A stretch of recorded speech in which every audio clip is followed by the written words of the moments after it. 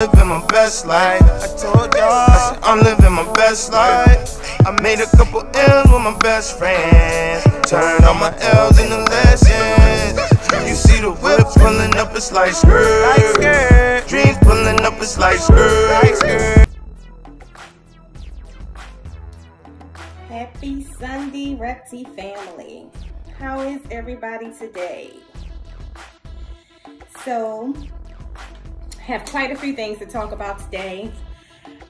Very excitedly for me, as some of you have seen and I've shared. I took a Lifetime Dream visit for a private tour with Kevin McCurley at Nerd. So you see me rocking my Nerd merch today. And, you know, I've shared so much of how that experience was for me already. So I'm not going to talk too much about that right now today, because I have so many other things I want to talk about, and some of them are very important as well. But I will say shout out to Rob and Jeremy. I was so happy that they were present on the day that I visited. So I got the trio, and of course, you know, Mr. McCurley himself. So I had my vision of what this tour might be like, but it was like 100,002 times better than even what I expected. I knew Kevin would be amazing, just because of who he is to me in the business, and, you know, following him as a younger girl, and just, you know, all the things that he's done for the production of Reptiles. And I learned so much more that I didn't even know. I thought I knew everything possibly about what he's produced as first times. And it was just a great experience. I mean, the knowledge, the genuine spirit of his, he was way more down to earth than I expected. Because of course, to me, he's like I mean, to him, he's not, but to me, he's like one of the top celebrities in my life. So it was just amazing. So I appreciate Kevin and the crew at Nerd, and everyone that I came in contact with that day, from the cashier. I think I saw Donnie in a brief passing that day. Everyone was just so kind, and I just appreciate the experience. And it's one, definitely, as I told my husband, save all the pictures, they go in my obituary. So next, I wanted to talk about just having witnessed the experience in Texas, and some things that actually occurred to me through that experience. And I have Mystical with me today. Y'all know he doesn't stay still. That's my baby. But so I've always, and some of you heard me share before on my personal pages, if you follow me there, that you always have to have a disaster plan for your animals. My disaster plan, I'm in the state of Maryland, where, you know, a bad winter can occur for us at any time. So we're kind of better equipped for certain things here. So I never even considered needing a generator for my house, because the only other time that I experienced a couple days without power at all in Maryland was years back, when we had a hurricane. I think it was Isabella or one of those that just kind of took the power out for a couple days. But even then, I was living in an apartment, and the apartment community had a generator. And so we wasn't without total power. And we were not without gas. So it never occurred to me, living in this house where I had all other kinds of plans in place. Like, I have a plan for fire. I have a plan for, I always have backup water in the house for all the reptiles in case something happened with the water system.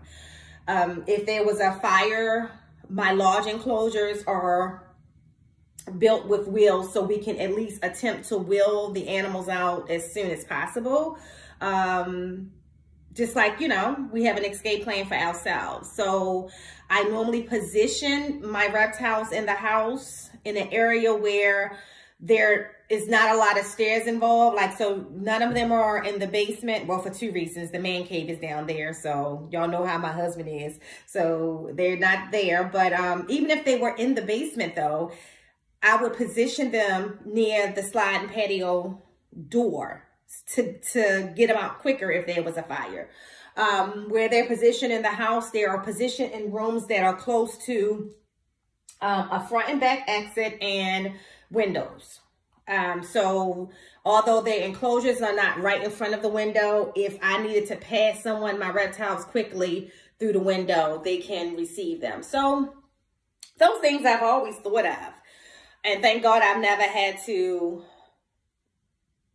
you know, execute that plan. And I hope I never do, because, you know, my reptiles are just like the humans in my life. We got to save who we can save.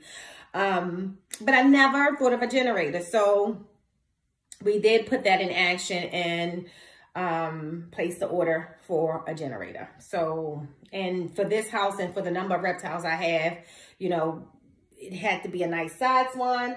But definitely after watching with what our reptile family had to go through in Texas, it's more than worth every penny of saving lives.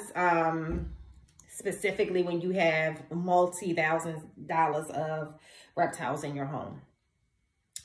The other subject I wanted to touch on is I have become a mad advocate for USARK, which is the United States American Reptile Keeper Association. I am a member, always been a member, increased my membership this year, and my goal is any way possible to become more verbal and more active. I am known for my strong voice and my boisterous tone, and I will utilize it for the sake and the savior of our reptiles in this hobby to the best of my ability.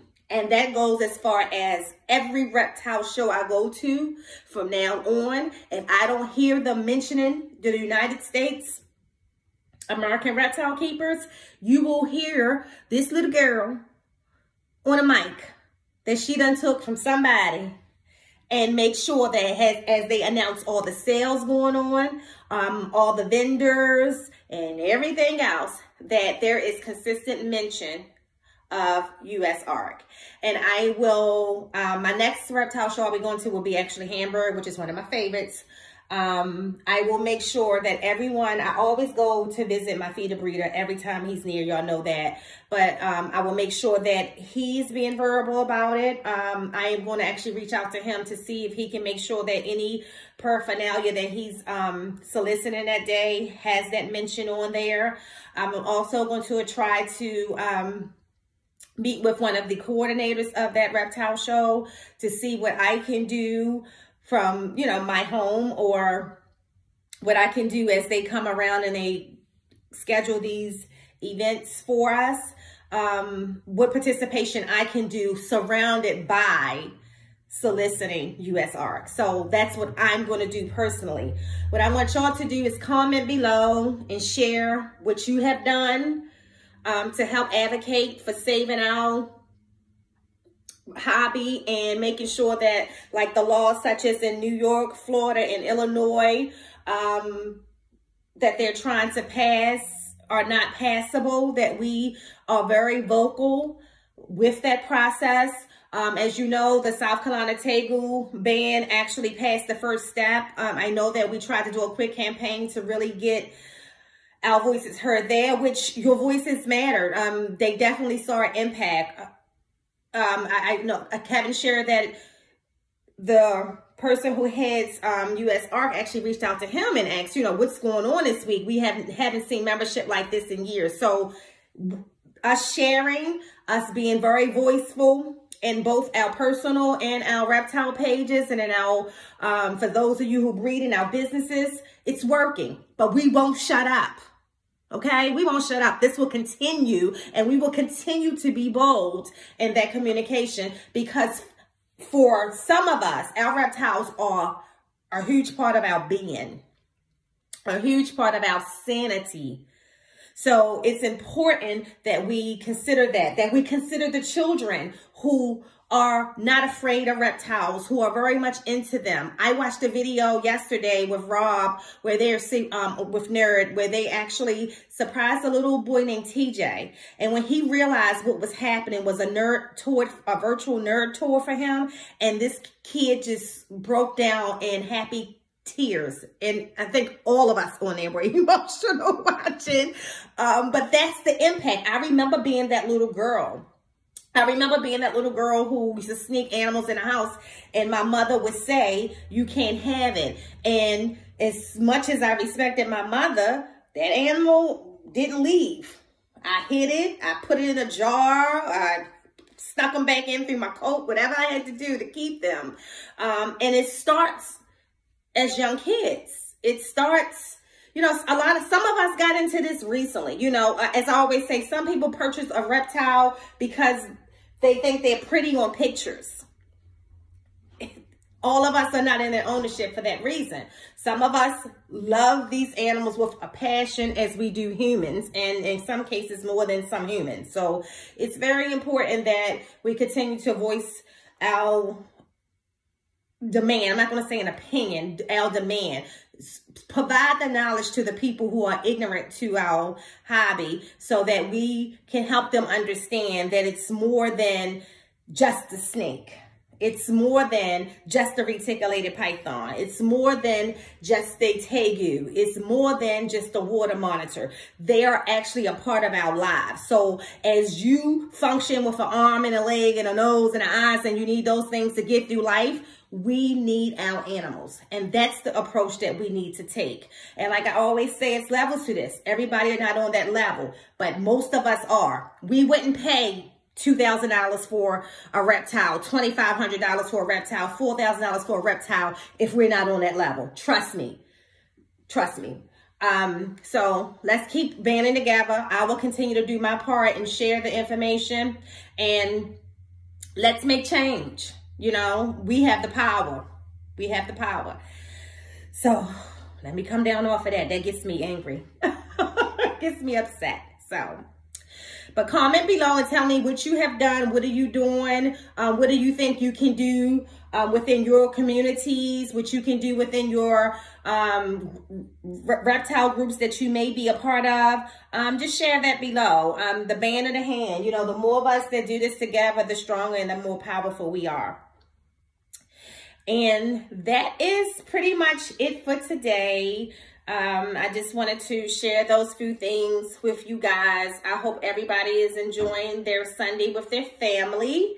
And I will keep you all in tune. I'm actually going to be purchasing a new reptile this week. I'm still waiting for the weather to get better for my 2 new reticulated pythons to ship from my breeder, Jim Jolly, from California. So it's really cold and icy here in Maryland. And again, because we love our reptiles, we're not going to risk their lives. And I always appreciate the breeders who won't risk the lives of their animals. So waiting on that. And then I'm actually going to be getting, thank God to my husband agreeing, my first Asian water monitor, or a water monitor of some sort. I think it's going to be a T positive this week from Nerd. So I'm excited about that. I've already started putting things together for his new home. We already discussed what we would do from a longer term as far as, you know, where he would dwell once she starts to grow, because I did decide that it was going to be a female as she starts to grow, and, you know, making a wonderful home for her. I'm excited about that. And thank you so much, Kevin, for sharing that experience with us, because I think that it actually helped him to see that particular reptile in a different light. So again, everybody enjoy their Sunday. God bless, and let's be loud. Bye-bye.